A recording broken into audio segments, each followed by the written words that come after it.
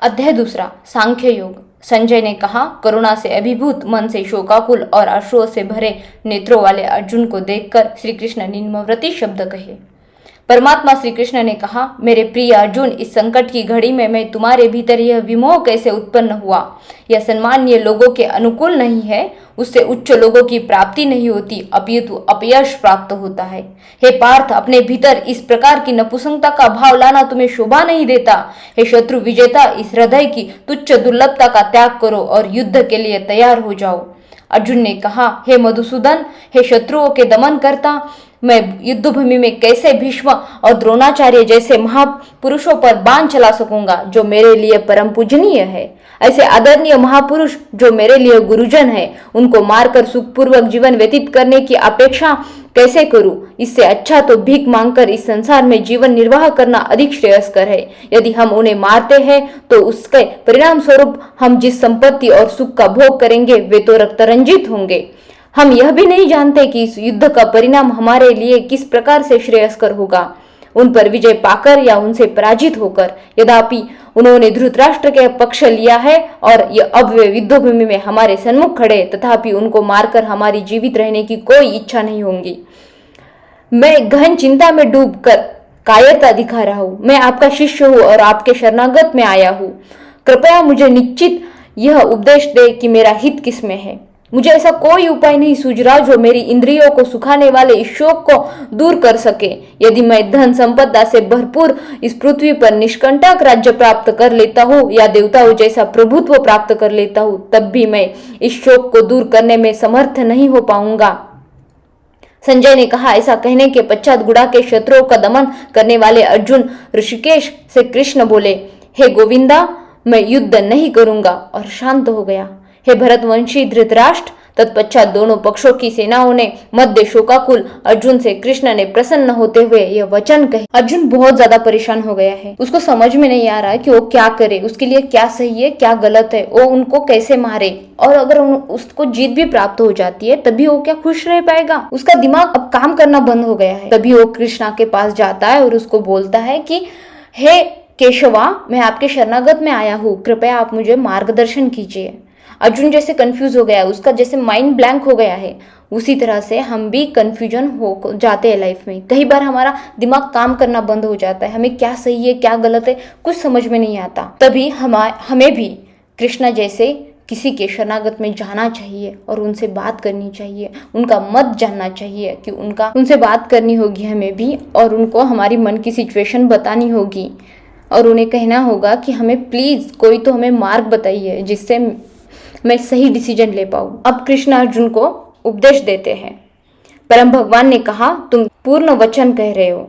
उनके लिए शोक करे जो शोक के पात्र नहीं है, उनके लिए कभी शोक मत करो। बुद्धिमान पुरुष न तो जीवित प्राणी के लिए शोक करते हैं और न मृत के लिए। ऐसा कोई समय नहीं था कि जब मैं नहीं था या तुम नहीं थे और ये सभी राजा न रहे होंगे। ऐसा कभी नहीं है कि भविष्य में हम सब नहीं रहेंगे। जैसे देहधारी आत्मा इस शरीर में बाल्यावस्था से तरुणावस्था और वृद्धावस्था की ओर निरंतर अग्रसर होती है, वैसे ही मृत्यु के समय आत्मा दूसरे शरीर में चली जाती है। बुद्धिमान मनुष्य ऐसे परिवर्तन से मोहित नहीं होते। हे कुंती पुत्र, इंद्रिय और उसके विषयों के संपर्क से उत्पन्न सुख तथा दुख का अनुभव क्षणभंगुर है। हे स्थायी न होकर सर्दी तथा गर्मी की ऋतुओं में आगे आने जाने के समान है। हे भरतवंशी, मनुष्य को चाहिए कि वह विचलित हुए बिना उसका सहन करना सीखे। हे पुरुषों में श्रेष्ठ अर्जुन, जो मनुष्य सुख तथा दुख में विचलित नहीं होता और इन दोनों परिस्थितियों में स्थिर रहता है, वह वास्तव में मुक्ति के पात्र है। अनंत शरीर का चिरस्थायित्व नहीं है और शाश्वत आत्मा कभी अंत नहीं होती। तत्वदर्शियों द्वारा भी इन दोनों की प्रकृति के अध्ययन करने के पश्चात निकाले गए निष्कर्ष के आधार पर इस यथार्थ की पुष्टि की गई है।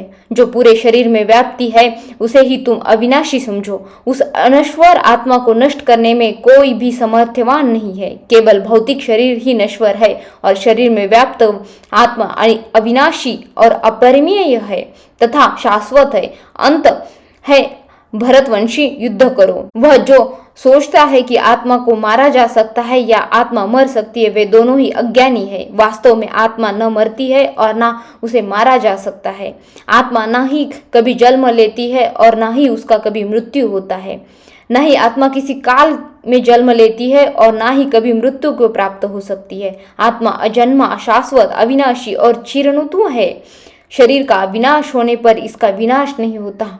हे पार्थ, वह जो जानता है कि आत्मा अविनाशी और शाश्वत, अजन्मा और अपरिवर्तनीय है, तो किसी को कैसे मार सकता है या किसी की कैसी मृत्यु का कारण बन सकता है। जिस प्रकार मनुष्य अपने फटे पुराने वस्त्रों को त्याग कर नए वस्त्र धारण करता है, उसी प्रकार मृत्यु होने पर आत्मा पुराने तथा व्यर्थ शरीर को त्याग कर नया शरीर धारण करती है। किसी भी शस्त्र द्वारा आत्मा को टूटने नहीं जा सकता। न अग्नि आत्मा को जला सकती है, न जल द्वारा उसे गिलाया जा सकता है और न वायु द्वारा उसे सुखाया जा सकता है। आत्मा अखंडित और अचिंतनीय और अपरिवर्तनशील कहा जाता है। यह जानकर हमें शरीर के लिए शोक प्रकट नहीं करना चाहिए। यदि तुम सोचते हो कि आत्मा निरंतर जन्म लेती है और मरती है, तब ऐसी स्थिति में महाबली अर्जुन, तुम्हें इस प्रकार का शोक नहीं करना चाहिए। जो जन्म लेता है उनकी मृत्यु निश्चित है, और जो मृत्यु के पश्चात पुनर्जन्म की अभिवंशाली है, अंत में तुम्हें अपरिहार के लिए शोक नहीं करना चाहिए। हे भरतवंशी, समस्त जीव जन्म से पूर्व अव्यक्त रहते हैं और जन्म होने पर व्यक्त हो जाते हैं और मृत्यु होने पर पुनर्व्यक्त हो जाते हैं। अनंत में ऐसे में शोक व्यक्त करने की कोई आवश्यकता नहीं है। कुछ लोग आत्मा को आश्चर्य के रूप में देखते हैं, कुछ लोग इसे आश्चर्य बताते हैं और कुछ इसे आश्चर्य के रूप में सुनते हैं, जबकि अन्य लोगों इसके विषय में सुनकर भी कुछ समझ नहीं पाते। हे अर्जुन, शरीर में निवास करने वाली आत्मा अविनाशी है, इसीलिए तुम्हें किसी प्राणी के लिए शोक नहीं करना चाहिए। इसके अलावा एक योद्धा के रूप में अपने कर्तव्य पर विचार करते हुए तुम्हें उसका त्याग नहीं करना चाहिए। वास्तव में योद्धा के लिए धर्म की रक्षा हेतु युद्ध करने की अतिरिक्त अन्य कोई विकल्प नहीं होता। हे पार्थ, वे क्षत्रिय भाग्यशाली होते हैं जिनके बिना किए धर्म की रक्षा हेतु युद्ध करने का अवसर प्राप्त होता है, जिसके कारण उसके लिए स्वर्ग के द्वार खुल जाते हैं। यदि फिर भी तुम इस धर्म युद्ध का सामना नहीं करना चाहते, तब तुम निश्चित रूप से अपने सामाजिक कर्तव्य की उपेक्षा करने का पाप लगेगा और तुम्हें अपनी प्रतिष्ठा खो दोगे। लोग तुम्हें कायर और भगोड़ा कहेंगे। एक सम्माननीय व्यक्ति के लिए अपयश मृत्यु से बढ़कर होता है। जिन महान योद्धा ने तुम्हारे नाम और यश की सराहना की है, वे सब सोचेंगे कि तुम भय के कारण युद्धभूमि से भाग रहे हो और उनकी दृष्टि में तुम अपना सम्मान गंवा दोगे। तुम्हारे शत्रु तुम्हारी निंदा करेंगे और कटु शब्दों से तुम्हारी मान मर्यादा करेंगे और तुम्हारी सामर्थ्य का उपहास उड़ाएंगे। तुम्हारे लिए इसकी पीड़ादायक और क्या हो सकता है। हे कुंती पुत्र, यदि तुम युद्ध करते हो और फिर भी तुम्हें मारे जाओगे तो तुम्हें स्वर्ग प्राप्ति करोगे या विजय होने पर पृथ्वी का साम्राज्य या सुख भोगोगे। इसीलिए कुंती पुत्र, उठो और दृढ़ संकल्प के साथ युद्ध करो। कर्तव्य का पालन हेतु करो। युद्ध से मिलने वाले सुख, दुख, लाभ, हानि को समझो। यदि तुम इस प्रकार अपने दायित्व का निर्वहन करते हुए, तब तुम्हें कोई पाप नहीं लगेगा। अब तक मैंने तुम्हें सांख्य योग का आत्मा की प्रकृति के संबंध में, अब मैं क्योंकि बुद्धि का ज्ञान योग प्रकट कर रहा हूँ। हे पार्थ, अब सुनो। जब तुम ऐसे ज्ञान के साथ कर्म करोगे, तब कर्मों के बंधन से स्वयं को मुक्त कर पाओगे। इस चेतना अवस्था में कर्म करने से किसी भी प्रकार की हानि या प्रतिकूल परिणाम प्राप्त नहीं होते, अपितु इस प्रकार से किया गया अल्प प्रयास भी सबसे बड़े से बड़े भय से हमारी रक्षा करता है। हे कुरुवंशी, जो इस मार्ग का अनुसरण करते हैं, उनकी बुद्धि निश्चयात्मक होती है और उनका एकमात्र लक्ष्य होता है, लेकिन जो मनुष्य संकल्पहीन होते हैं, उनकी बुद्धि अनेक शाखाओं में विभक्त रहती है। अज्ञान मनुष्य वेदों के अलंकारित शब्दों पर आध्यात्मिक आसक्त रहते हैं। स्वर्गलोक का सुख भोगने के लिए प्रयोजनार्थ दिखावटी कर्म कांड करने की अनुशंसा करते हैं, और जो यह मानते हैं कि इन वेदों में कोई उच्च सिद्धांतों का वर्णन नहीं किया गया, वे वेदों के केवल उन्हें खंडों की मांडिता करते रहते हैं और उनकी इंद्रियों को तृप्त करने के लिए वो उत्तम जन्म, ऐश्वर्य, इंद्रिय तृप्ति और स्वर्गलोक की प्राप्ति के लिए कर्मकांडों के पालन में लगे रहते हैं। सांसारिक सुखों में मन की गहन आसक्ति के साथ उनकी बुद्धि ऐसी वस्तुओं में मोहित रहती है, इसीलिए वे भागवत प्राप्ति के मार्ग पर अग्रसर होने के हेतु दृढ़ संकल्प लेने में असमर्थ होते हैं। वेदों में प्रकृति के 3 गुणों का वर्णन मिलता है। हे अर्जुन, प्रकृति के इन तीनों गुणों से ऊपर उठकर विशुद्ध आत्मा आध्यात्मिक चेतना में स्थिर हो जाओ। परम सत्य में स्थिर होकर सभी प्रकारों के द्वैत से सुख को मुक्त करते हैं। भौतिक लाभ, हानि और सुरक्षा की चिंता किए बिना आत्मलीन हो जाओ। जैसे एक छोटे जलकूप का समस्त कार्य सहजता से सभी प्रकार से विशाल जलाशय के तत्काल पूर्ण हो जाता है, उसी प्रकार समान रूप से परम सत्य को जानने वाले वेदों के सभी प्रयोजन को पूर्ण करते हैं। तुम्हें अपनी निश्चित कर्मों का पालन करने का अधिकार है, लेकिन तुम अपने कर्मों का फल प्राप्त करने के लिए अधिकारी नहीं हो। तुम स्वयं को अपने कर्मों के फलों का कारण मत मानो और न ही अकर्मा रहने में आसक्ति रखो। हे अर्जुन, सफलता और असफलता की आसक्ति को त्याग कर तुम दृढ़ता से अपने कर्तव्य का पालन करो, यही संभव योग्य कहलाता है। हे अर्जुन, दिव्य ज्ञान और अनंत दृष्टि की शरण ग्रहण करो और फलों की आसक्ति युक्त कर्मों से दूर रहो। जो निश्चित रूप से दिव्य ज्ञान में स्थित बुद्धि के साथ निष्पादित किए गए कार्यों से निकृष्ट है और जो अपने कर्मों फलों का भोग करने चाहती है, वे कृपण है। जब कोई मनुष्य बिना आसक्ति के कर्म का अभ्यास करता है, तब वह इसी जीवन में ही शुभ और अशुभ प्रतिक्रियाओं के से छुटकारा पा लेता है। इसीलिए लोगों के प्रयास करना चाहिए। कुशलता पूर्वक कर्मों करने की कला है। समबुद्धि युक्त ऋषि मुनि कर्म के फलों की आसक्ति से स्वयं को मुक्त कर लेते हैं। जो मनुष्य को जन्म मृत्यु के चक्र में बांध लेती है, इसी चेतना में कर्म करते हुए वे उस अस्वस्थता को प्राप्त कर लेती है जो सभी दुखों से परे है। जब तुम्हारी बुद्धि मोह के दलदल को पार करेगी, तब तुम सुने और आगे सुनने वाले इस लोक को परलोक से भोगों सबके प्रति उदारता हो जाओगे। जब तुम्हारी बुद्धि का वेदों के अलंकारमय खंडों में आकर्षण समाप्त हो जाएगा, वह दिव्य चेतना में स्थिर हो जाओगे। तब तुम योग्य उच्च अवस्था प्राप्त कर लोगे। अर्जुन ने कहा है, केशव, दिव्य चेतना में लीन मनुष्य क्या लक्षण है? वह सिद्ध पुरुष कैसे बोलते हैं, कैसे बैठता है और कैसे चलता है? परम प्रभु श्री कृष्ण कहते हैं, हे पार्थ, जब कोई मनुष्य स्वार्थ युक्त कामनाओं और मन को दूषित करने वाली इंद्रिय तृप्ति के संबंधित कामनाओं का परित्याग कर देता है, आत्मज्ञानी को अनुभूत कर संतुष्ट हो जाता है, तब ऐसे मानव को दिव्य चेतना में स्थिर कहा जाता है। जो मनुष्य किसी प्रकार के दुखों में शुद्ध नहीं होता, जो सुख की लालसा नहीं करता, आसक्ति, भय और क्रोध से मुक्त नहीं रहता, वह स्थिर बुद्धि वाला मनुष्य कहलाता है। जो सभी परिस्थितियों से अनासक्त रहना और न ही शुभ फल की प्राप्ति से हर्षित होता है, न ही विपत्ति से उदासीन होता है, वही पूर्ण ज्ञानावस्था में स्थित मुनि है।